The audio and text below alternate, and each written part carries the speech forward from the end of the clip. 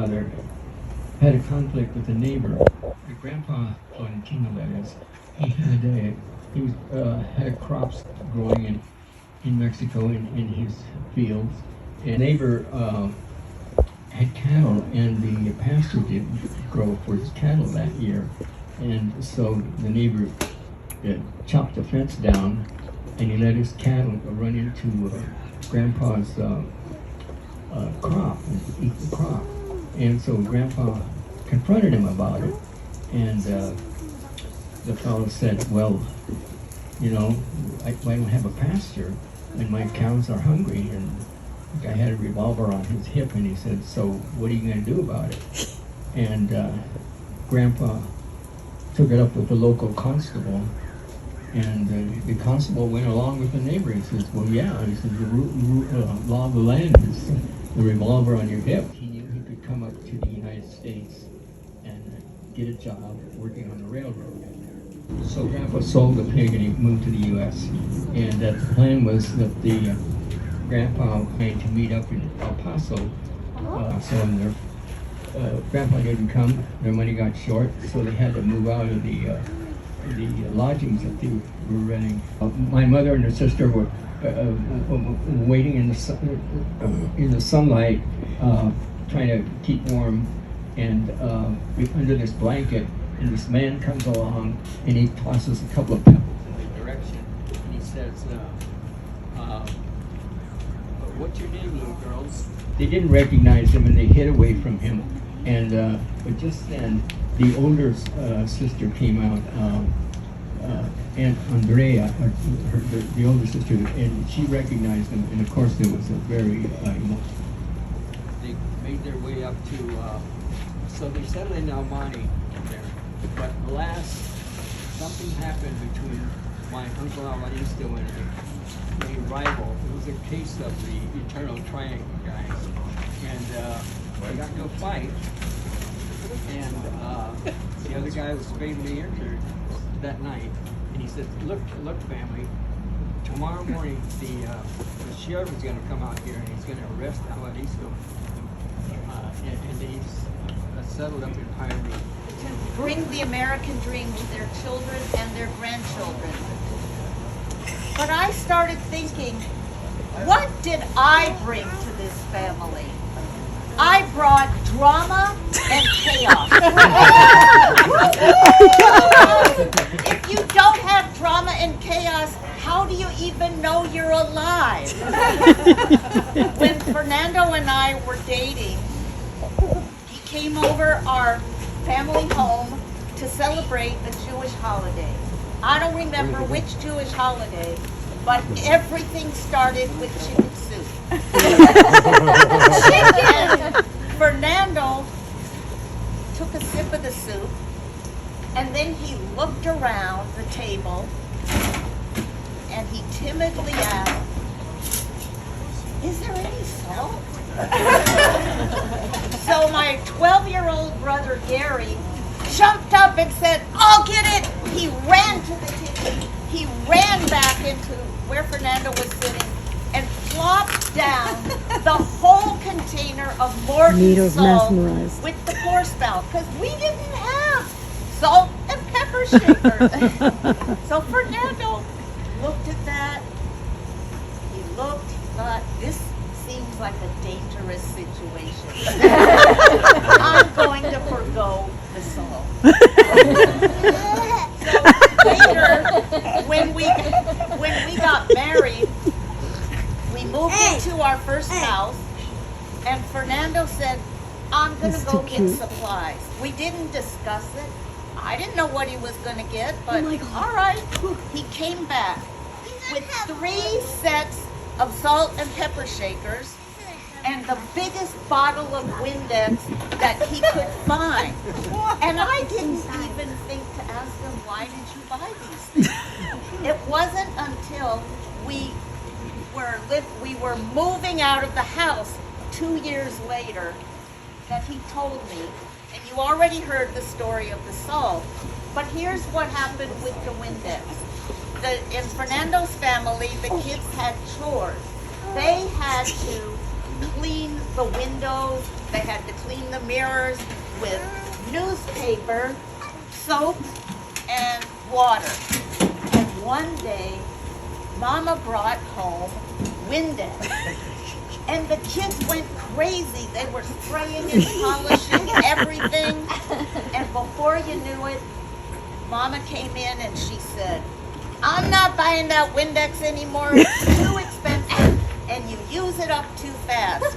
So Fernando said, when I have my house, I'm going to have Windex. So he gave me the Windex.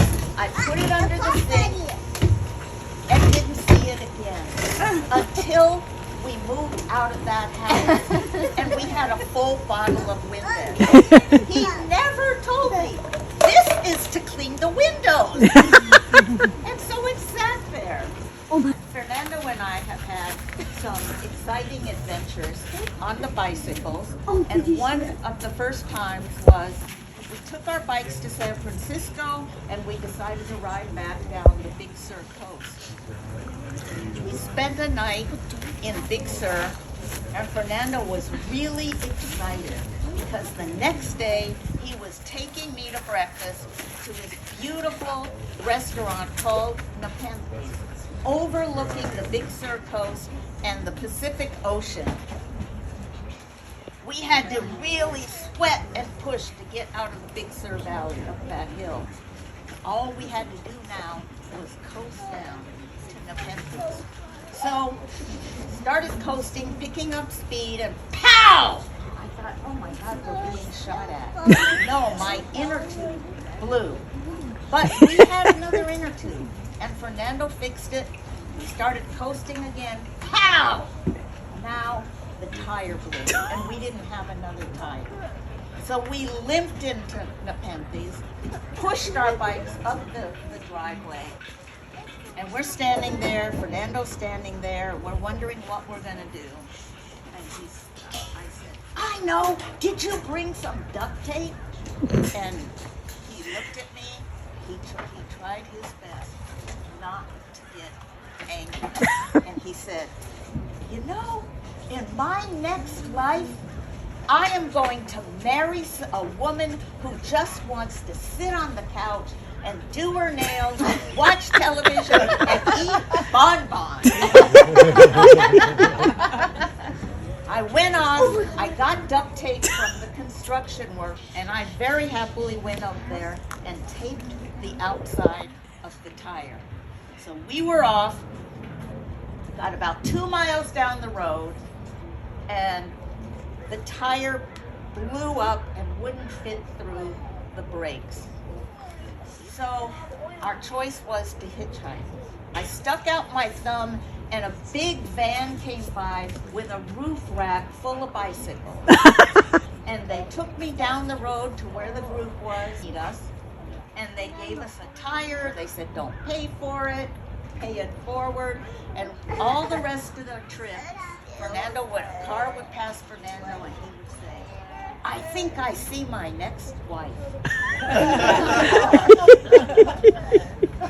So I brought the sizzle and Fernando brought the pan, the stove, and the whole house.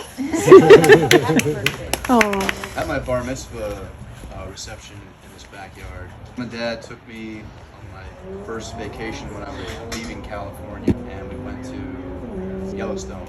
Met Liz eventually.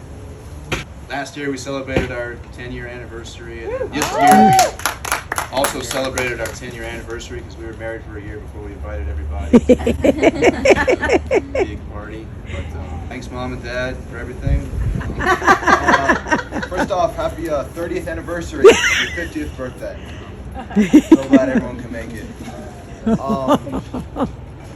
So, as long as I can remember, I have looked up to him. When I was younger, I used to come here. If he was gardening at 6 a.m., I'd be out there with him.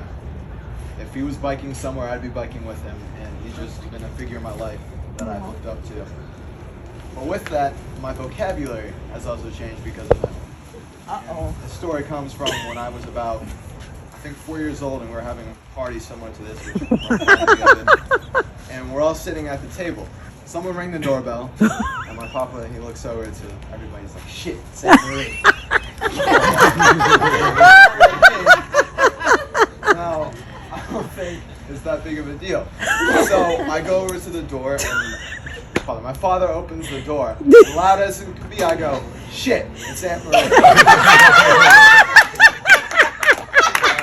Everyone looks at me like I'm some crazy child. That's who I got it from. Yeah. Just some crazy child. And another couple words I picked up along my way was Christ and a couple other things. And I went to my other grandmother's house in Pennsylvania. She's a big Christian person, really into that. So when I started saying it, the first person she called was my father. And then my father called his father. So all 3 generations got a piece of that. Of Jesus. Hi everybody, good evening. Aw.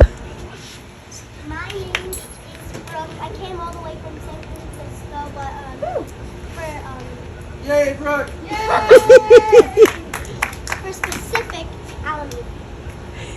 So I'm a bit curious about something. Has anyone done anything fun this summer? Yes. I took you snorkeling. Ooh. Did you have an amazing time? Yes, we had an amazing time. Mira went to San Diego. Woo! Bye! Our headliner is Jonah Torres, who's going to talk just very briefly how he got here today.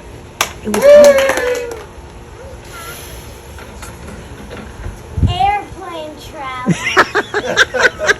Am I right? Yeah. Yes. Because children constantly asking questions. What time is takeoff? What time is landing? What time is it now? Does the Uber have a car seat? Does the rental have a car seat?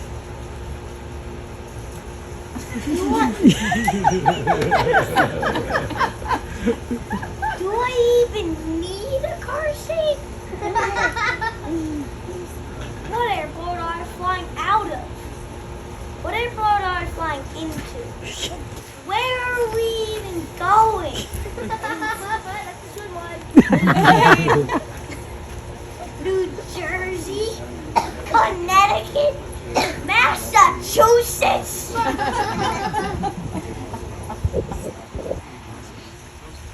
What group are they calling? What group is next? Wait! We're in different groups. Airplanes. Are the overhead bins full? Is the flight sold out? What is the difference between a very full flight, a completely full flight, and a sold out flight? Do you have to go to the bathroom?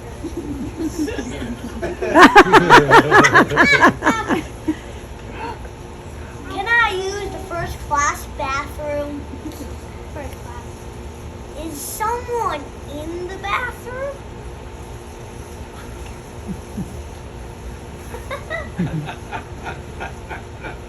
Where is the flush button?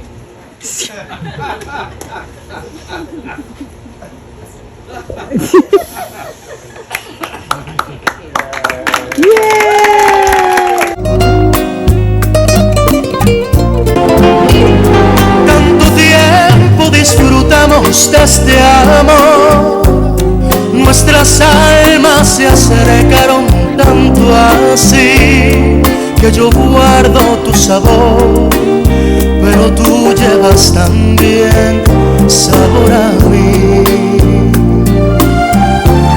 Si negaras mi presencia en tu vivir, bastaría con abrazarte.